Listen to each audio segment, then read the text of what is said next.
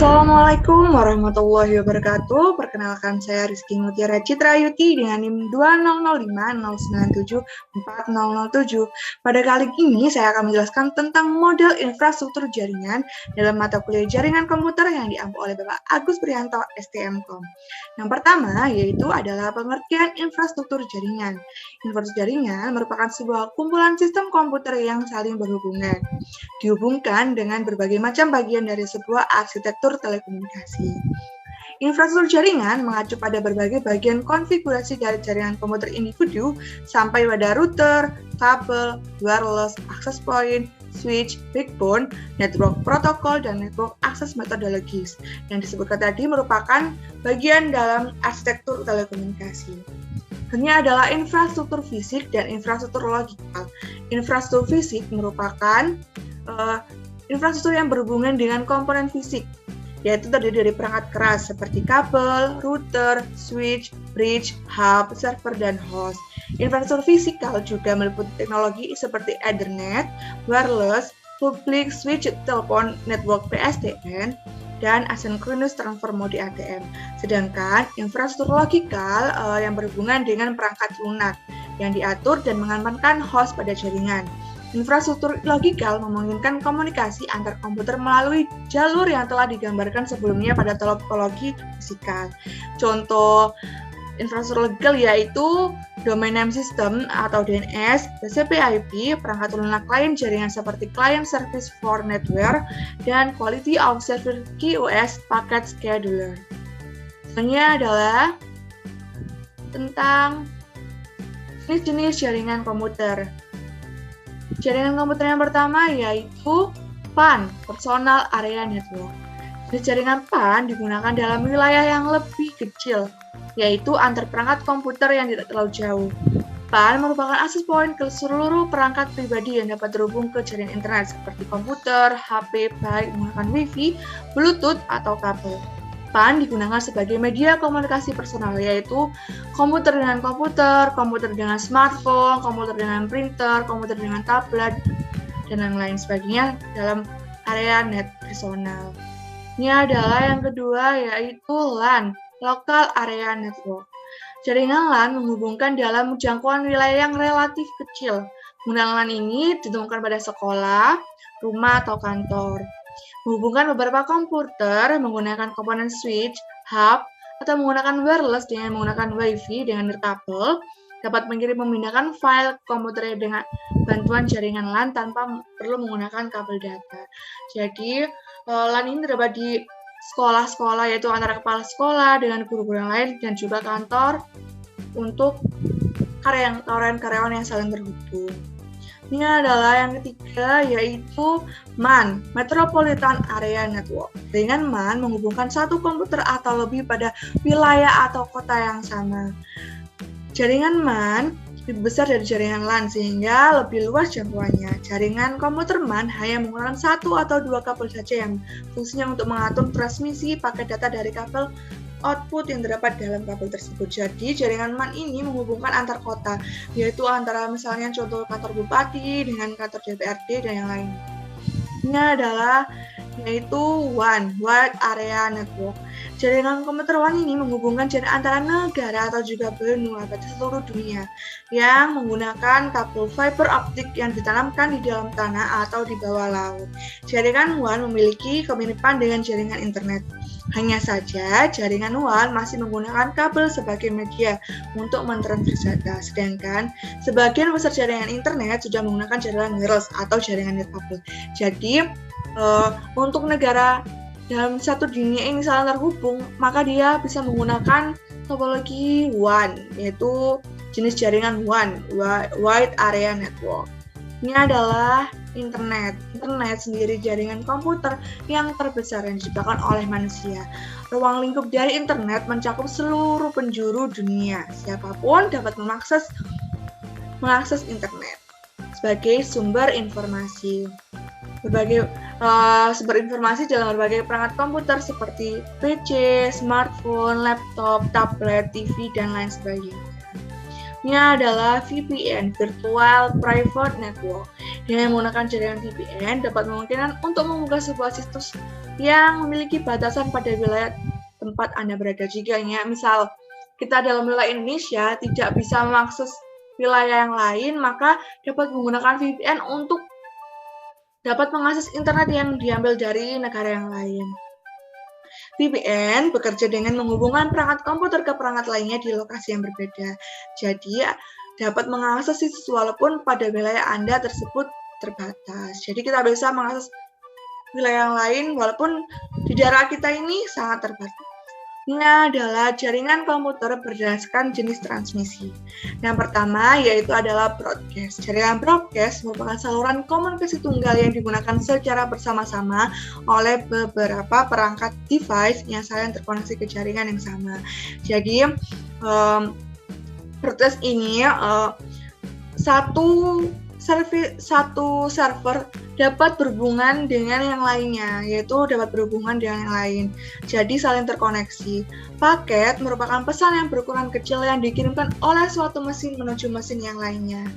File dari alamat berisi keterangan mengenai kepada siapa tujuan paket tersebut akan dikirimkan. Apabila paket tersebut tertuju kepada dirinya, maka akan segera diproses. Jika paket terkirim ke mesin yang lain, maka mesin akan otomatis mengabaikannya. Jadi paket tersebut dikirimkan ke semua mesin, yaitu klien-klien yang menerimanya ke semua. Jadi yang tujuan dari paket tersebut akan menerimanya, akan memproses, dan yang lain jika bukan dari tujuan paket tersebut, dia akan menerimanya, tapi dia akan mengabaikan paket tersebut. Jadi, dia mengirimkan ke semua, tapi tidak semua itu memprosesnya, hanya tujuan dari paket tersebut. Selanjutnya adalah tentang point-to-point, yaitu unicast. Point-to-point terus atas beberapa koneksi pasangan individu dari satu perangkat menuju ke perangkat lain. Dapat mengirimkan sebuah paket ke tujuan alamat, maka perlu untuk melewati beberapa mesin, sehingga seringkali akan melewati banyak rute yang kemungkinan berbeda jarak. Oleh karena itu, algoritma rute sangat memegang peran penting pada jaringan ini. Misalnya tujuan adalah C, tetapi dia akan mengirimkan ke A terlebih dahulu. Apakah tujuannya ke A? Jika tidak, akan ke B, selanjutnya akan ke C, sehingga dia akan menemukan ke C. Tidak dikirimkan ke semuanya, tapi ke satu-satu, sehingga kalau sudah menemukannya, maka dia akan memberikan ke paket itu ke tujuannya, terus diproses dan yang lainnya tidak akan menerima paket tersebut. Selanjutnya adalah topologi jaringan komputer. Yang pertama adalah pengertian dari topologi jaringan komputer. Topologi jaringan komputer adalah metode atau cara yang digunakan agar dapat menghubungkan satu komputer dengan komputer yang lain. Struktur atau jaringan yang digunakan untuk menghubungkan satu komputer dengan komputer lain bisa dengan menggunakan kabel ataupun tanpa kabel, yaitu nirkabel. Nah, yang pertama adalah topologi bus. Topologi bus sendiri merupakan topologi yang mempunyai kabel tunggal yang masing-masing workstation dan server saling terhubung. Topologi ini menggunakan kabel koaksial pada sepanjang node, klien, dan konektor. Jenis konektor yang digunakan adalah BNC, terminator, dan TEBNC. Jenis topologi ini biasanya digunakan untuk jaringan komputer perusahaan dengan skala kecil. Karakteristik khusus topologi bus yaitu penggunaan kabel tunggal yang terbentang di sepanjang jaringan dan berfungsi sebagai kabel utama. Jadi kabel koaksial ini terbentang, tiap komputer yang terhubung juga menggunakan kabel koaksial. Ini adalah kelebihan dan kekurangan dari topologi bus. Kelebihan dari topologi bus yaitu kemudahan dalam penambahan klien atau workstation baru, mudah digunakan dan sangat sederhana. Biaya instalasi murah karena kabel yang digunakan sedikit. Kekurangannya yaitu sering terjadi tabrakan arus data, proses pengiriman dan penerimaan data kurang efisien. Topologi bus yang lama sulit dikembangkan.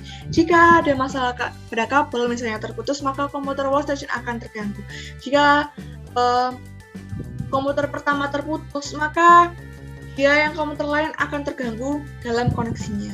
Ini adalah yang kedua yaitu topologi ring. Topologi ring atau berbentuk cincin merupakan topologi yang terbentuk ketika semua perangkat telah terhubung, sehingga dia menyerupai cincin atau berpola lingkaran. Jadi setiap workstation akan menerima informasi dari satu perangkat ke perangkat lain. Jadi di dalam topologi ini saling berhubungan dan jika satu menerima informasi maka yang lain akan menerima informasi. Jenis topologi ini paling banyak digunakan di lingkungan perkantoran dan perusahaan.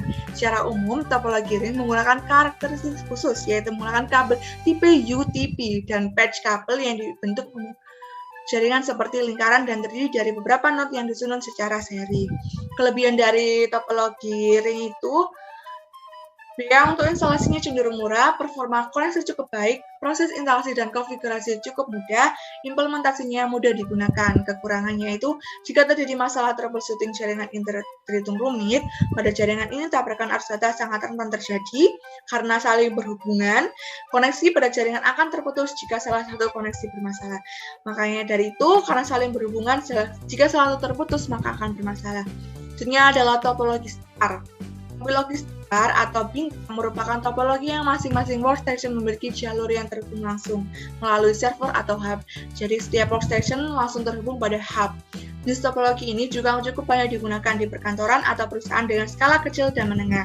Karakteristik khusus dari topologi star adalah adanya jaringan yang berfungsi sebagai pusat segala aktivitas, di mana setiap komputer host memiliki kabel tersendiri yang terkoneksi langsung dengan perangkat pusat hub dengan sistem point to point, yaitu hub dengan workstation itu sendiri. Ini kelebihan dari topologi ini. Topologi ini telah berjalan baik walaupun salah satu komputer kalian bermasalah karena tidak saling terhubung. Yang terhubung adalah dengan hub dan workstation itu sendiri. Tingkat keamanan data pada topologi ini cukup baik. User lebih mudah mendeteksi masalah pada jaringan yang lebih fleksibel. Kekurangannya yaitu topologi ini terhitung mahal karena menggunakan cukup banyak kabel. Seluruh komputer dalam jaringan ini akan bermasalah jika hub atau switch mengalami masalah, yaitu karena servernya itu hub atau switch bermasalah, maka yang lainnya akan juga bermasalah. Topologi star sangat tergantung pada terminal pusat. Ini adalah topologi tree. Topologi tree merupakan gabungan dari topologi star dan bus. Topologi jaringan ini menyerupai bentuk akar pohon yang dapat dibilang hanya perangkat hub saja yang terhubung langsung menuju bus pohon. Dan setiap hub berfungsi sebagai akar dari pohon. Jenis topologi ini jaringan ini memiliki karakteristik khusus, yaitu adanya kabel utama sebagai penghubung beberapa hub pada jaringan star, memiliki hierarki dan memiliki hub sebagai server pusat yang mengatur arus data. Jadi workstation dengan hub itu termasuk topologi star, dan dari hub ke switch dan ke hub lagi itu termasuk topologi tree. Kelebihan dalam topologi tree yaitu dapatkan mudah dikembangkan menjadi topologi jaringan yang lebih luas. Susunan topologi ini terpusat secara hierarki sehingga pengaturan data menjadi lebih mudah. Kekurangannya yaitu topologi tree memiliki kinerja jaringan yang lambat, penggunaan kabel yang sangat banyak sehingga biaya instalasinya mahal. Kabel backbone merupakan sentral dari topologi ini. Bila komputer bagian atas bermasalah, maka komputer bagian bawah juga akan bermasalah. Jika hub bermasalah, maka yang bawah-bawah akan bermasalah juga. Ini adalah topologi mesh yang kelima, yaitu topologi jaringan mesh atau jala. Adalah satu topologi jaringan di mana setiap perangkat komputer saling terhubung secara langsung, yaitu topologi ini saling terhubung secara langsung. Selama masih dalam jaringan yang sama, topologi mesh biasanya digunakan untuk rute yang banyak dengan menggunakan kabel tunggal sehingga proses pengiriman data menjadi lebih cepat tanpa melalui hub atau switch. Kelebihan dari topologi mesh ini, bandwidth limitnya cukup besar. Security data pada topologi ini sangat baik. Tidak terjadi tabrakan arus data karena jalur pengiriman data sangat banyak. Karena topologi mesh ini jalur pengirimnya sangat banyak, jika komputer satu bermasalah maka tidak akan menghambat yang lainnya. Dia akan melewati jalur yang lain yang bisa dilewati dan memiliki jaringan yang sama. Kekurangan dari topologi mesh ini, kabel yang dibutuhkan jumlahnya banyak. Biaya instalasi topologi mesh sangat mahal karena menggunakan banyak kabel dan instalasinya sangat rumit. Sekian penjelasan tentang model infrastruktur jaringan yang dapat saya sampaikan. Kurang lebihnya mohon maaf. Wassalamualaikum warahmatullahi wabarakatuh. Terima kasih dan sampai jumpa.